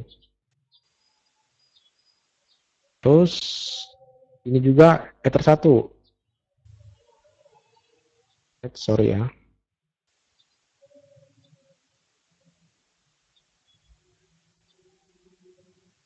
Bertopeng ke R1. Nah, sekarang kedua router R1 dan R2 sudah melakukan konfigurasi masquerade. Apa yang terjadi pada saat ini browsing? Klien ini browsing. Klien ini browsing. Dia bertopeng. Disembunyikan oleh Ether 1. Maka Google mengetahui yang browsing adalah IP address 80.112. Klien yang ini akan tersembunyi. Google tidak akan mengetahui klien ini. Yang di Google terbaca adalah IP address 80.112. Hal yang sama terjadi di sisi sebelah sini. Klien ini yang 192.168.1.2 browsing. Ya, dia browsing. Hanya dirubah. Nanti kita pelajari di intermediate ya. Lebih detail. Bagaimana sih proses perubahan itu terjadi? Ya, nanti di intermediate ini kan masih basic. Sabar ya. Masih basic. Di intermediate kita akan bedah lagi proses perubahan itu seperti apa. Dan pulangnya nanti seperti apa datanya. Nah, pada saat ini Google sudah tidak bingung. Intermediate-nya gratis. Akhir September. Akhir September ya. Tanggal-tanggal 20-an lagi. Nah, pada kondisi ini Google udah nggak bingung. Dia sudah melihat bahwa yang browsing itu, yang browsing adalah 80.112, 81, ini kayak anak TK ini bisa digambar. Dan yang browsing kedua adalah yang IP-nya 90.112.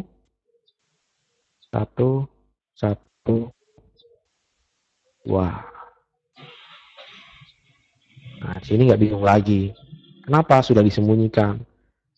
Berarti Google itu tidak mengetahui IP address dari laptop-laptop kita. Yang ketahuan adalah IP address dari router.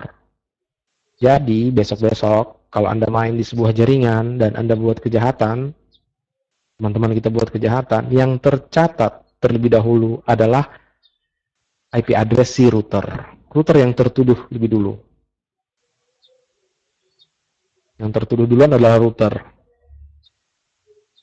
Nah, kita lihat ya, dengan menjalankan masquerade, klien pada LAN akan dikenal sebagai router dengan IP address yang ada di interface Ether 1. Iya, walaupun disembunyi router kan ketahuan juga. Polisi kan datang, misalnya datang ke yang punya router, Mas, ini ada catatan Mas, router Mas melakukan kejahatan hari Sabtu pagi nih jam 10. Kira-kira hari Sabtu pagi jam 10 siapa-siapa ya yang main di warnet sini? Nah, itu kedapatan juga. Secara network kita tersembunyi. Tapi apalagi kalau main pakai hotspot ya, voucher-voucher. Wah, Mas, ini yang pakai voucher ini kayaknya nih yang buat kejahatan. Nah, itu ketangkap juga.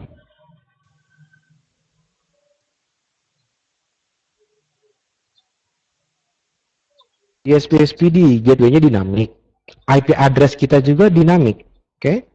Namun di SPD ada catatan.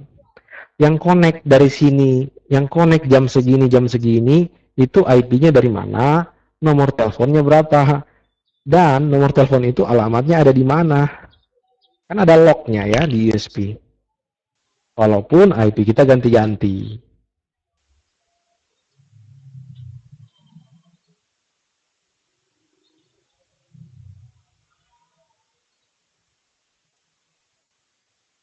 Main di WiFi ID lebih parah lagi. Atau langsung pakai smartphone lebih parah lagi. Pakai proxy bisa diakalin sedikit-sedikit. Pakai SSH juga bisa. Asal SSH jangan yang beli kan. Kalau beli kecatat lagi kita. Pakai SSH yang gratisan bisa. Ya masih banyak cara lah ya. Buat yang ngerti, jaringan pasti bisa menghilangkan dirinya gitu.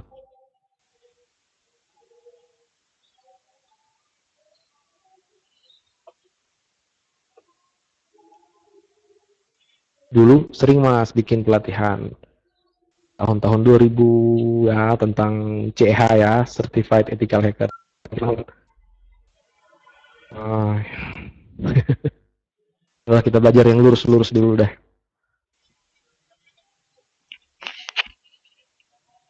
Oke, ada konfigurasi ya, konfigurasi username ya. Kalau kita sudah konfigurasi, bagusnya juga kita konfigurasikan username. Secara default, router mikrotik itu konfigurasi username-nya admin tanpa password ya. Jadi harus kita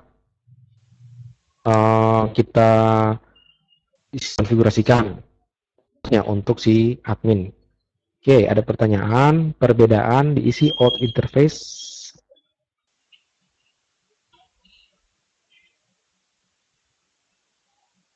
Nah, bisa ya, bisa sebenarnya ngisi atau enggak. Tapi kalau kita ngisi, kalau kita nggak ngisi, bisa-bisa traffic yang balik dari internet itu kena masquerade juga. Tuh. Tetap connect ya, akan tetap connect. Tetap akan connect. Oke, materi firewall, itu sebenarnya materi firewall lah, NAT ya. Tadi saya hanya perlihatkan sekilas. Materi firewall NAT itu di intermediate ada lagi.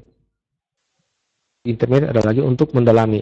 Kapan sih pakai out interface? Kapan sih pakai in interface? Kalau nggak pakai out in, apa akibatnya gitu ya? Itu nanti ada di intermediate lagi. Cuman kalau kita ya, contoh ya, bisa lihat apa namanya mikrotik saya itu.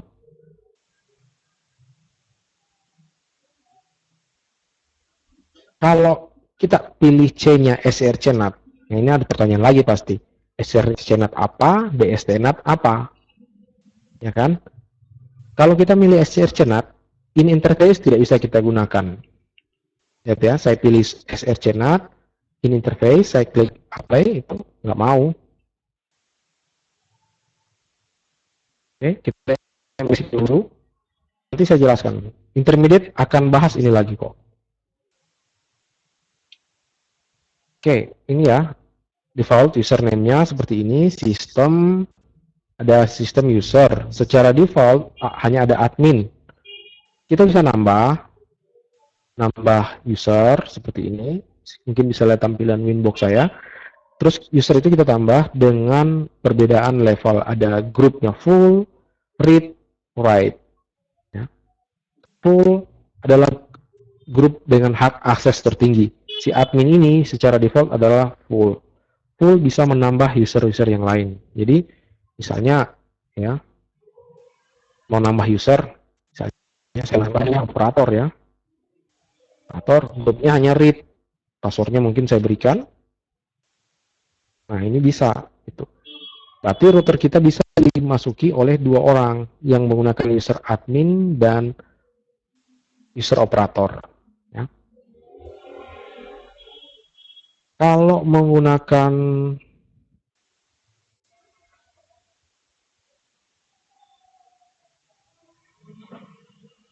operator, ya, kalau kita menggunakan user operator yang kategorinya contoh hanya read tadi ya, hanya read. Ini sistem user, sorry ya. Ini ada 3 user, full, read, dan write. Kalau kita berikan seorang user itu, contohnya ini user operator, grupnya read, baca doang ya. Dia nggak bisa setting. Kita bisa lihat di sini tombol-tombol, tombol-tombol ini mati semuanya, nggak aktif. Nah, kalau kita punya jaringan, mungkin kita punya operator ya, kita berikan dia read, masih bisa ngeping, ya, bisa ngecek jaringan, oh gini. Tapi untuk melakukan konfigurasi itu nggak bisa.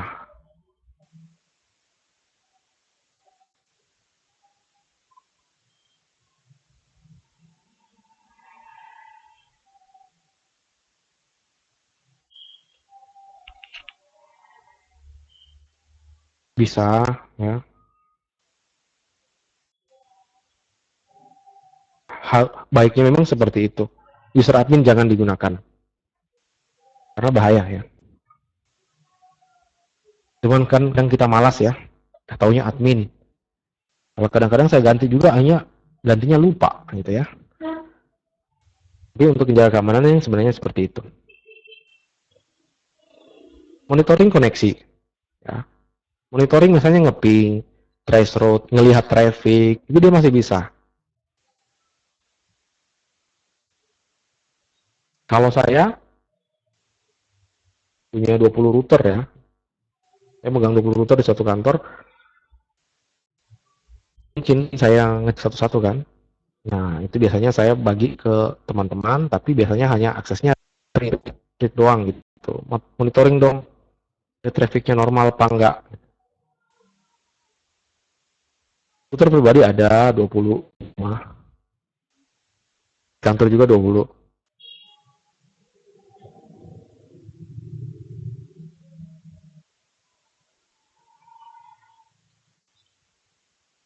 Di rumah ada, kemarin tahun lalu saya malah ngasih hadiah yang jawab kuis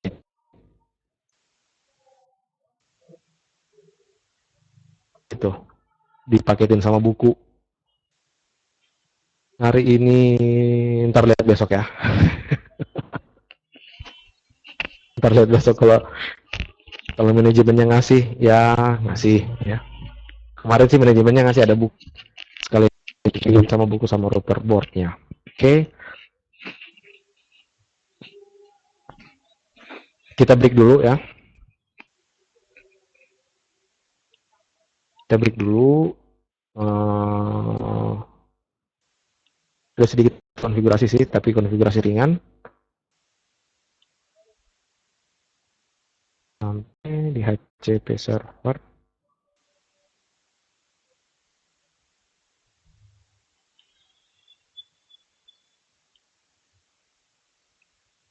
Kita mulai 11 10:15 ya, 15 menit.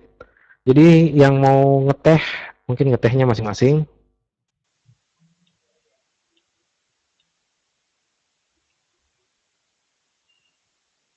Kita kembali lagi 10:15, nanti di breaknya lagi jam 12. Itu isoma ya.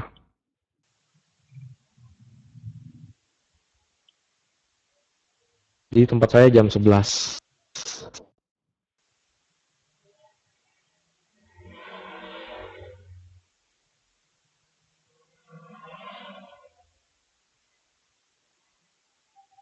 Oke, kita kembali lagi jam 10:15 ya, waktu Indonesia Barat.